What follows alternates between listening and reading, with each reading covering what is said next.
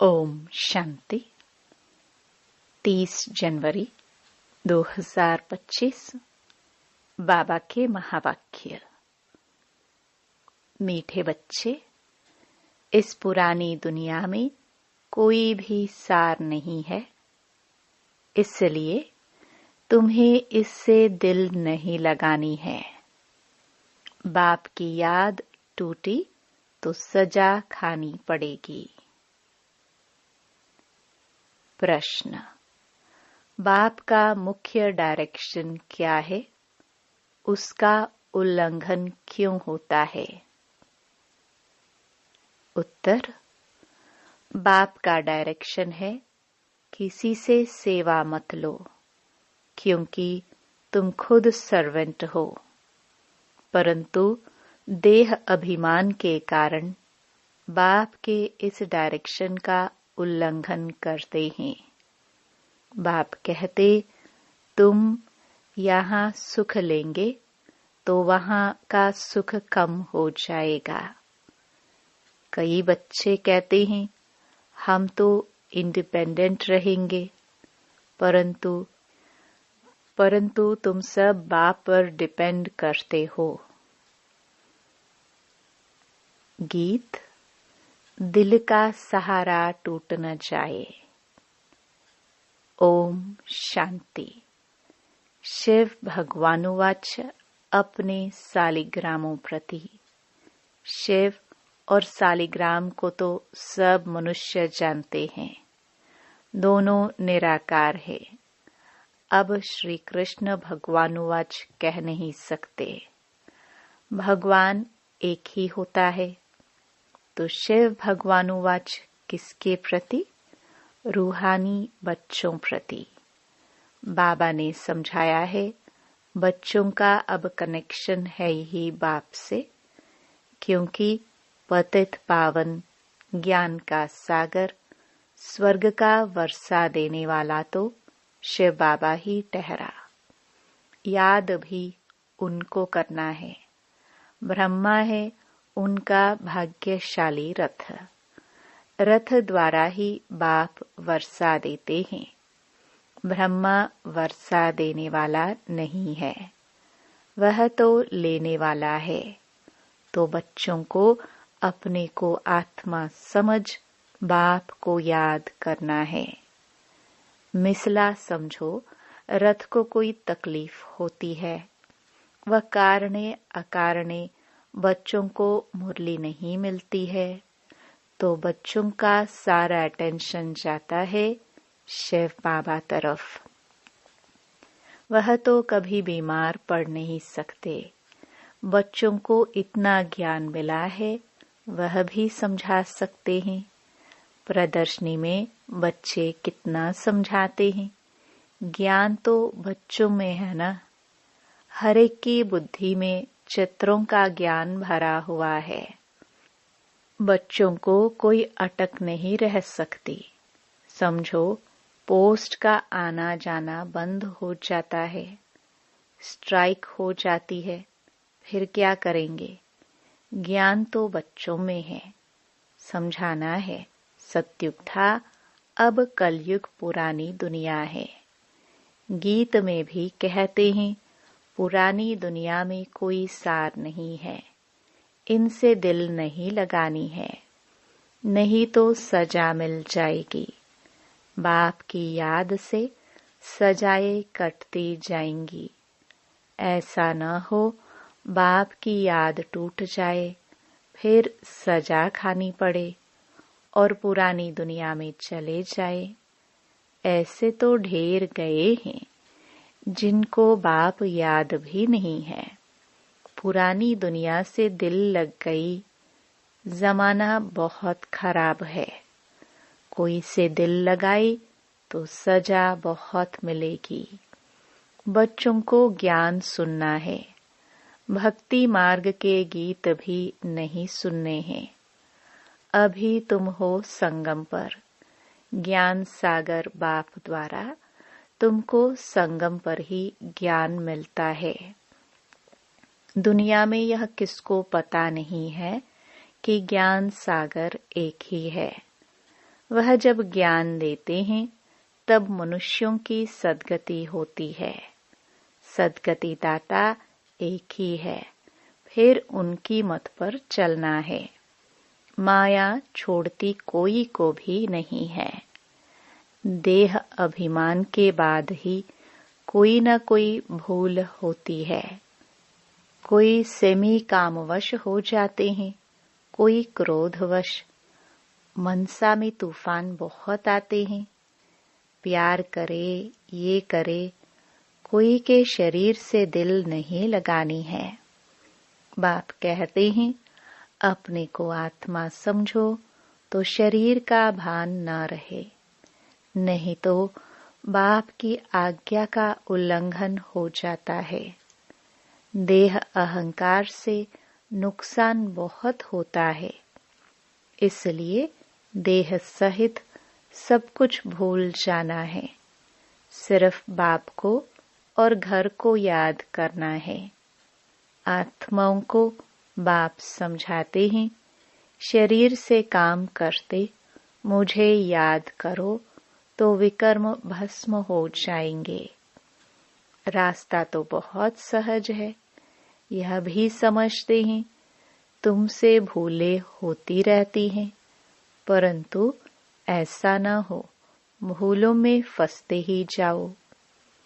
एक बारी भूल हुई फिर वह भूल नहीं करनी चाहिए।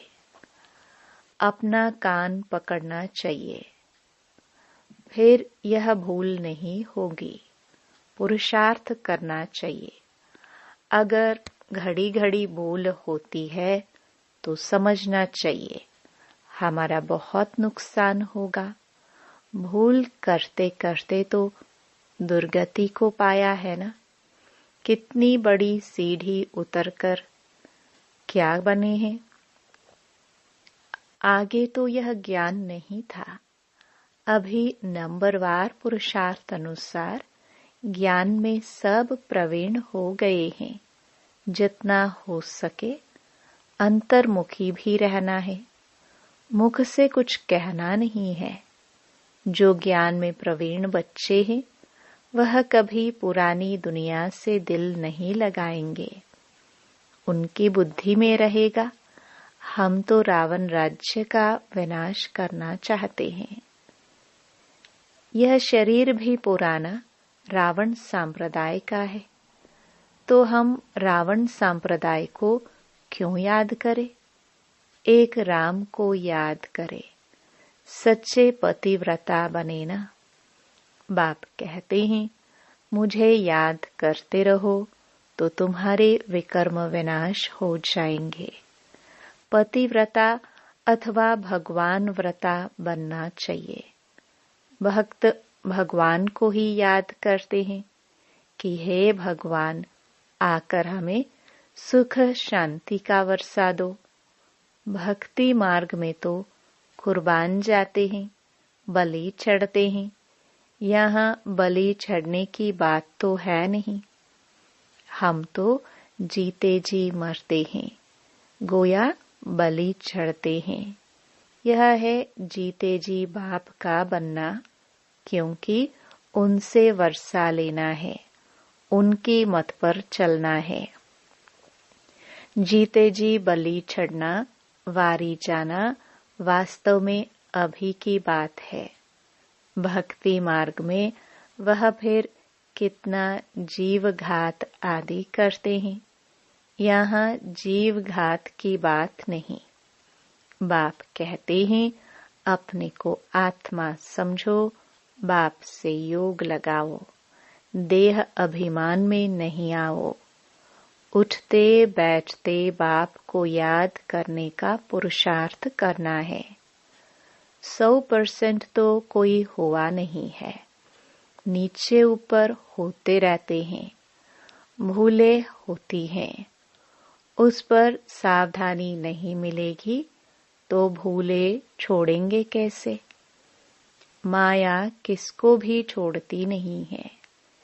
कहते हैं बाबा हम माया से हार जाते हैं, पुरुषार्थ करते भी हैं, फिर पता नहीं क्या होता है। हमसे इतनी कड़ी भूलें पता नहीं कैसे हो जाती हैं। समझते भी हैं ब्राह्मण कुल में इससे हमारा नाम बदनाम होता है, फिर भी माया का ऐसा वार होता है जो समझ में नहीं आता। देह अभिमान में आने से जैसे बेसमझ बन जाते हैं। बेसमझी के काम होते हैं तो ग्लानि भी होती, वर्षा भी कम हो जाता। ऐसे बहुत भूले करते हैं। माया ऐसे जोर से थप्पड़ लगा देती है जो खुद तो हार खाते हैं और फिर गुस्से में आकर किसको थप्पड़ व जूता आदि मारने लग पड़ते हैं, फिर पश्चाताप भी करते हैं। बाबा कहते हैं कि अब तो बहुत मेहनत करनी पड़े। अपना भी नुकसान किया तो दूसरे का भी नुकसान किया, कितना घाटा हो गया।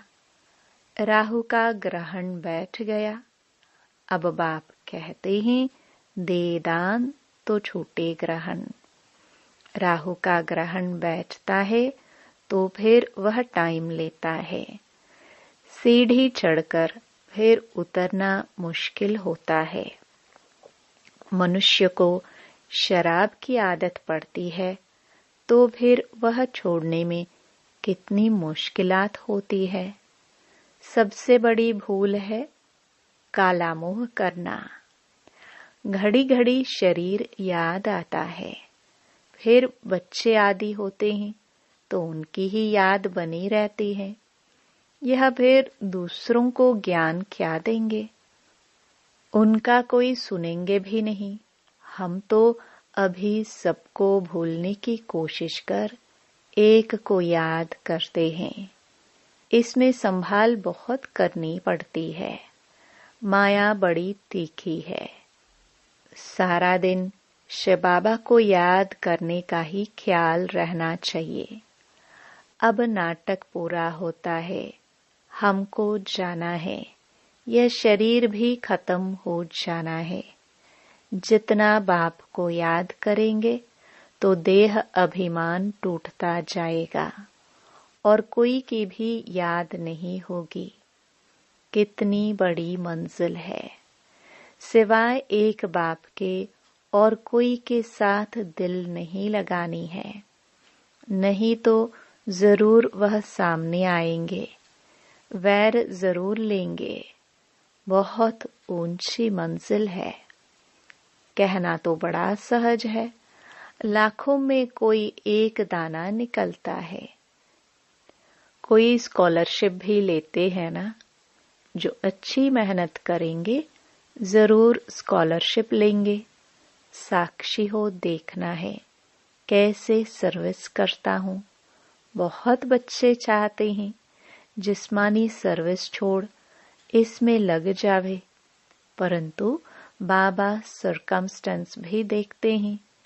अकेला है, कोई संबंधी नहीं है तो हर्जा नहीं, फिर भी कहते हैं नौकरी भी करो और यह सेवा भी करो। नौकरी में भी बहुतों के साथ मुलाकात होगी। तुम बच्चों को ज्ञान तो बहुत मिला हुआ है, बच्चों द्वारा भी बाप बहुत सर्विस कराते रहते हैं। कोई में प्रवेश कर सर्विस करते हैं। सर्विस तो करनी ही है। जिनके माथे मामला वो कैसे नींद करे। शिव बाबा तो है ही जागती ज्योत। बाप कहते हैं मैं तो दिन रात सर्विस करता हूँ। थकता शरीर है, फिर आत्मा भी क्या करे। शरीर काम नहीं देता है। बाप तो अथक है ना, वह है जागती ज्योत। सारी दुनिया को जगाते हैं। उनका पाठ ही वंडरफुल है, जिसको तुम बच्चों में भी थोड़े जानते हैं। कालों का काल है बाप, उनकी आज्ञा नहीं मानेंगे तो धर्मराज से डंडा खाएंगे। बाप का मुख्य डायरेक्शन है किसी से सेवा मत लो, परंतु देह अभिमान में आकर बाप की आज्ञा का उल्लंघन करते हैं। बाबा कहते, तुम खुद सर्वेंट हो। यहाँ सुख लेंगे तो वहाँ सुख कम हो जाएगा। आदत पड़ जाती है तो सर्वेंट बिगर रह नहीं सकते हैं। कई कहते हैं हम तो इंडिपेंडेंट रहेंगे, परंतु बाप कहते हैं डिपेंड रहना अच्छा है। तुम सब बाप पर डिपेंड करते हो, इंडिपेंडेंट बनने से गिर पड़ते हो। तुम सब डिपेंड करते हो शिव बाबा पर। सारी दुनिया डिपेंड करती है, तब तो कहते हैं हे पतित पावन आओ। उनसे ही सुख शांति मिलती है, परंतु समझते नहीं है। यह भक्ति मार्ग का समय भी पास करना ही है। जब रात पूरी होती है तब बाप आते हैं। 1 सेकंड का भी फर्क नहीं पड़ सकता। बाप कहते हैं मैं इस ड्रामा को जानने वाला हूँ। ड्रामा के आदि मध्य अंत को और कोई भी नहीं जानते। सतयुग से लेकर यह ज्ञान प्रायलोप है। अभी तुम रचयिता और रचना के आदि मध्य अंत को जानते हो। इसको ही ज्ञान कहा जाता है। बाकी सब है भक्ति। बाप को नॉलेजफुल कहते हैं। हमको वह नॉलेज मिल रही है। बच्चों को नशा भी अच्छा होना चाहिए, परंतु यह भी समझते हैं कि राजधानी स्थापन होती है। कोई तो प्रजा में भी साधारण नौकर चाकर बनते हैं। जरा भी ज्ञान समझ में नहीं आता। वंडर है ना। ज्ञान तो बड़ा सहज है। 84 जन्मों का चक्र अब पूरा हुआ है। अब जाना है अपने घर। हम ड्रामा के मुख्य एक्टर्स हैं। सारे ड्रामा को जान गए हैं। सारे ड्रामा में हीरो हीरोइन एक्टर हम हैं। कितना सहज है। परंतु तकदीर में नहीं है तो तदबीर भी क्या करे। पढ़ाई में ऐसा होता है, कोई नापास हो जाते हैं। कितना बड़ा स्कूल है। राजधानी स्थापन होनी है। अब जितना जो पढ़ेंगे, बच्चे जान सकते हैं हम क्या पद पाएंगे। ढेर के ढेर हैं, सब वारिस तो नहीं बनेंगे। पवित्र बनना बड़ा मुश्किल है। बाप कितना सहज समझाते हैं। अब नाटक पूरा होता है।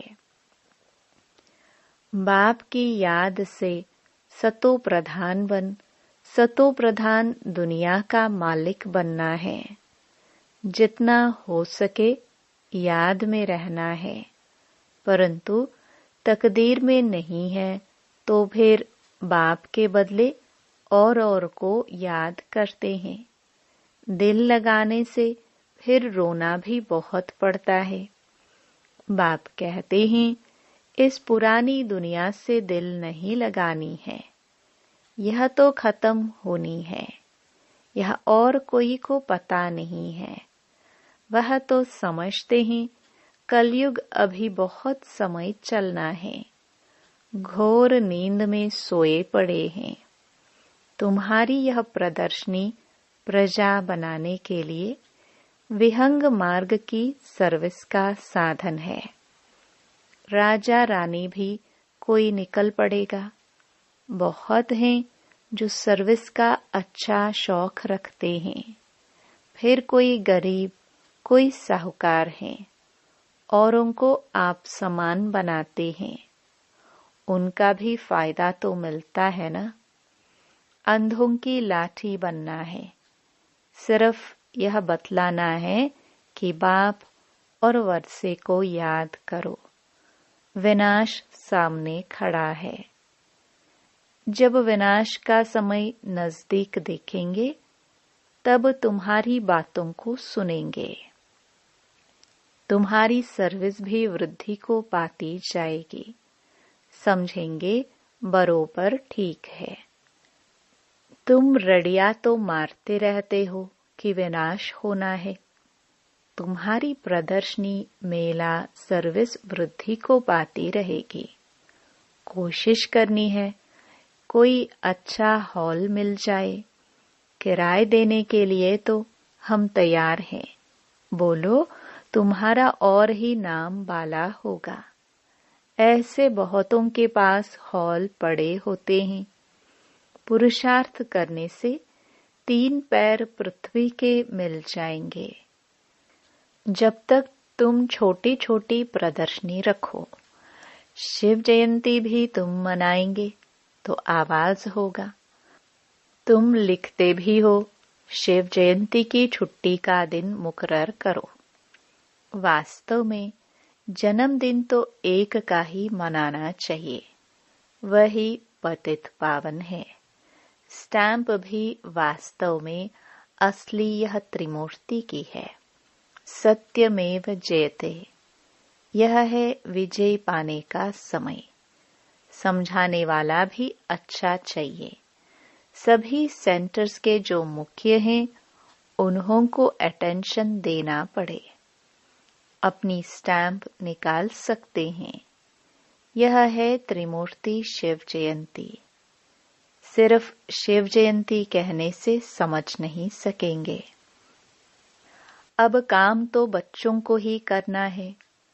बहुतों का कल्याण होगा तो कितनी लिफ्ट मिलेगी। सर्विस की लिफ्ट बहुत मिलती है। प्रदर्शनी से बहुत सर्विस हो सकती है। प्रजा तो बनेगी ना। बाबा देखते हैं सर्विस पर किन बच्चों का अटेंशन रहता है। दिल पर भी वही चढ़ेंगे। अच्छा, मीठे मीठे सिखिलदे बच्चों प्रति माता पिता बाप दादा का याद प्यार और गुड मॉर्निंग। रूहानी बाप की रूहानी बच्चों को नमस्ते। धारणा के लिए मुख्य सार। पहला, अगर एक बार कोई भूल हुई तो उसी समय कान पकड़ना है, दोबारा वह भूल ना हो।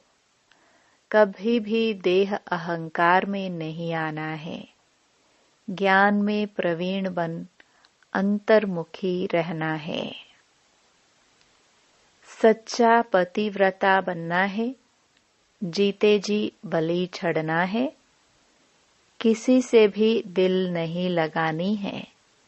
बेसमझी का कोई भी काम नहीं करना है। वरदान, जुदाई को सदा काल के लिए विदाई देने वाले स्नेही स्वरूप भव। जो स्नेही को पसंद है वही स्नेह करने वाले को पसंद है। यही स्नेह का स्वरूप है। चलना, खाना, पीना, रहना स्नेही के दिल पसंद हो। इसलिए जो भी संकल्प व कर्म करो तो पहले सोचो कि यह स्नेही बाप के दिल पसंद है। ऐसे सच्चे स्नेही बनो तो निरंतर योगी सहज योगी बन जाएंगे। यदि स्नेही स्वरूप को समान स्वरूप में परिवर्तन कर दो तो अमर भव का वरदान मिल जाएगा और जुदाई को सदा काल के लिए विदाई मिल जाएगी। स्लोगन, स्वभाव इजी और पुरुषार्थ अटेंशन वाला बनाओ। अपनी शक्तिशाली मनसा द्वारा सकाश देने की सेवा करो।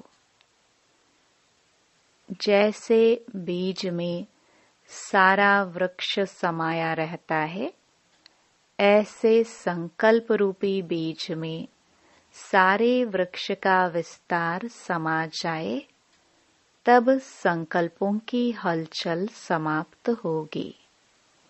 जैसे आजकल दुनिया में राजनीति की हलचल, वस्तुओं के मूल्य की हलचल, करेंसी की हलचल, कर्म भोग की हलचल, धर्म की हलचल बढ़ती जा रही है।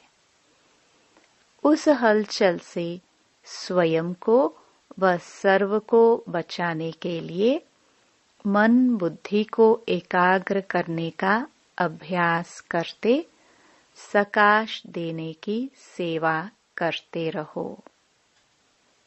ओम शांति।